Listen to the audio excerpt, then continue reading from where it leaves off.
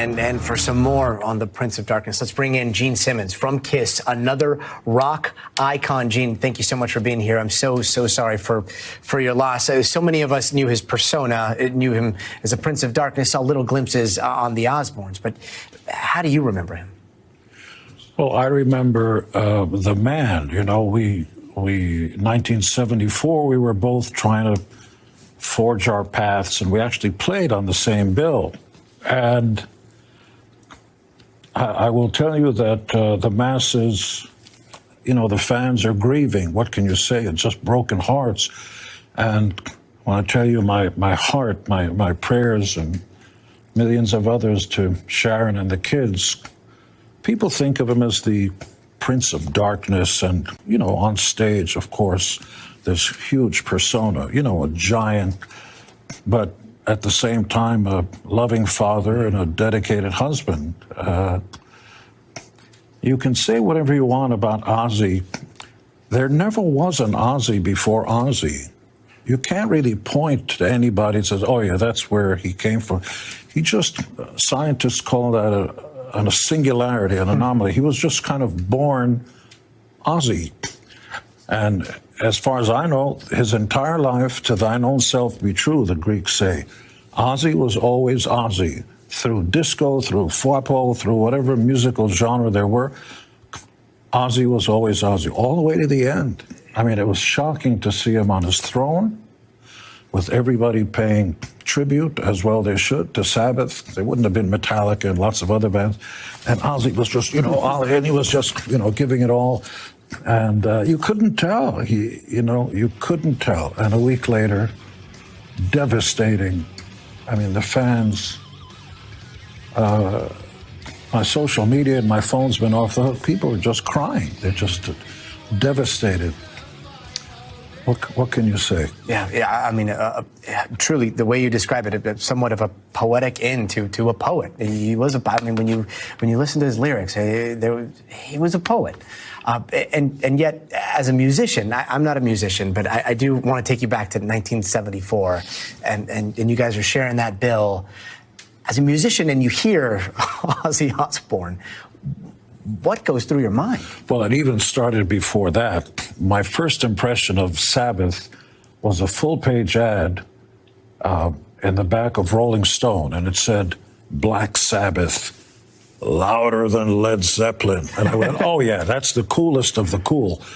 And, you know, media being what it is, it promotes everybody. But then when you see Sabbath, it just, certainly at the time, there was nothing like that on stage. And when you saw Ozzy running around on stage, you're thinking, this is somebody who should be committed. You know, just a crazy man. And giving full. I've never read or saw a Sabbath show ever where you got the sense that Ozzy was just going through the paces and, oh boy, here's the song you want, a greatest sense.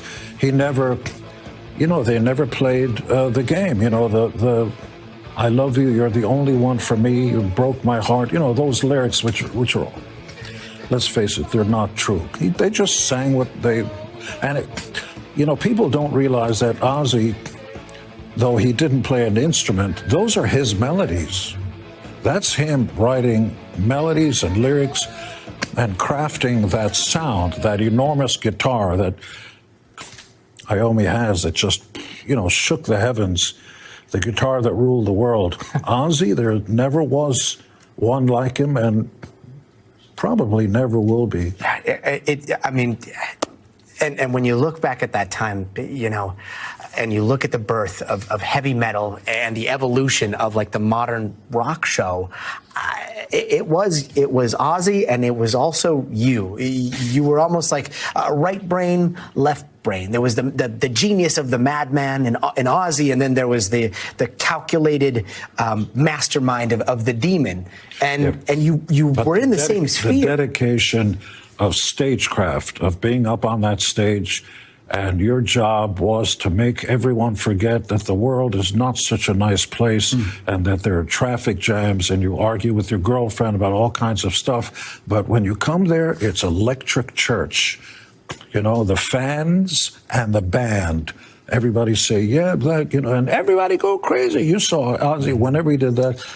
Strangely anti-metal, anti-anything, anti-all the rules, Ozzy would open up his heart and he would yell out with all the passion that he had, I love you all. Who says that when you're the Prince of Darkness? Right. No, that's the real Ozzy. He was always really just Ozzy, and with no excuses. And at the same time, the dark figure up on that stage, if you saw the reality show, I mean, truthfully, there wouldn't have been a Gene Simmons Family Jewels. We had our own reality show if there hadn't been the Osbournes. He broke through the barrier and said, you know what? What you see on stage is fine, and I'm committed to that. And I'm also, a father who loves his family and his wife. And here we are talking about it, but I will tell you that the eulogy about Ozzy should come from the fans. Mm-hmm. Because this was a soundtrack of their lives. And I almost don't even have a right to talk about it, because the real emotion and the real loss comes from people whose entire life was affected by Ozzy and Sabbath. Mm-hmm. And there will never be another like him. Yeah, and yet, those that were fans of both of you, it is a fitting tribute to summon the demon, to pay tribute to the Prince of Darkness, and then beyond all of that, like the shows where you both let people into your homes, and you saw Ozzy as a father, you saw you as a father. Yeah, but I stand guilty as charged of sometimes bending over for the soap. I have played the game just to be more popular and more this. Ozzy never played the game. He was always 100% Ozzy. He was a giant. He was a giant. Do you have I hate to put you on the spot, but do you have a favorite song of his? War Pigs. War Pigs. Not a favorite thing to tell your girlfriend or somebody. War Pigs? Yeah, he didn't sing fake lyrics. How can I live without you? Actually, pretty easily, because I'm going to go and see your next door girl. Yeah, those are not real lyrics. I know women want to hear those kinds of lyrics, but he sang what he wanted to sing.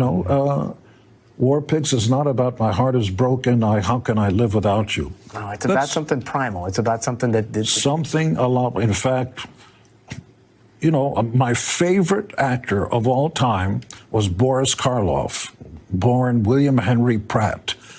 He spoke with an octave, pulse thrum, month. It couldn't get work as an actor. And Sabbath, Bloody Sabbath, was a Karloff film. That's where they got their name, Black Sabbath. That's not the best way to, start a band and, have... Oh, that's a commercial idea. It's probably not a good name for a new band, but, the guys understood it. And through thick and thin, through different members, it doesn't matter what, nothing ever stopped Sabbath. And I know this is the beginning. Sabbath will continue, and Ozzy may be gone, but right now, getting choked up, goddamn it. Right now, there are millions of fans around the world who are turning off their TikToks and Schmicktalks and all that stuff, shutting the door and putting on their Sabbath albums. Yeah. And singing along with all their heart. Oh, most devastating has got to be for the family and for Sharon. My heart goes out to them. Yeah, our heart goes out to them. And you as well, Gene. Thank you so very much for being with us today. Yeah. Thank you. We thank you for watching. And remember, stay updated on breaking news and top stories on the NBC News app or watch live on our YouTube channel.